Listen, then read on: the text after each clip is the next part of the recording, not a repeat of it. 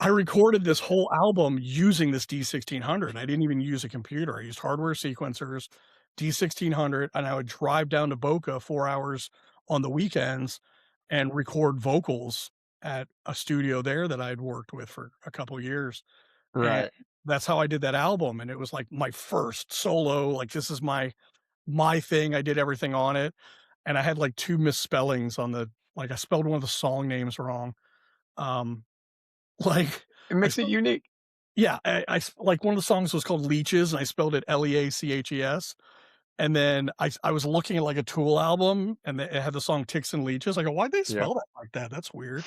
And then I was like, "Oh, I'm a stupid." Oh, Um, and so I yeah, like, the first few hundred copies of that album had, the song and some of the liner notes misspelled, like, that's an example, what a stupid mistake that if I'd taken the time and going, "I can wait a week to submit this to get manufactured, let me make sure every word on here is correct," right?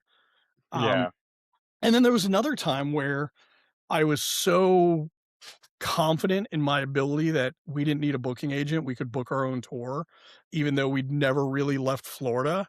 I was confident we could book our own tour up the East Coast, you know, and I Yeah. did, and we locked in a couple really key dates, and I routed out the entire tour, and we made posters and flyers, and we listed our tour dates, and it just had the cities on the ones because and the reason is because the day we left, half the tour wasn't confirmed, it wasn't booked, you know? Oh, no. But I was so confident that I can do this tour and we can book this, that we Now this was a different era, though. this is like a year after that first album dropped. Yeah, yeah, so Oh, but it's social different. media wasn't a thing. Yeah, yeah, social media wasn't I mean, we're talking this is 2006, Yeah, right? so MySpace had just been kind of fizzling out, and uh, that's where I met your friend, Which friend? uh, uh, Morrison Poe. Oh, yeah, yeah. Yeah, Gene. Gene, on wow, God, that's still so We weird. got we still got to hit her up though. We have to do a song with her. Yeah, um, She was ready for that. yeah, yeah, for sure. No, she's amazing. Yeah, Yeah, but trust me.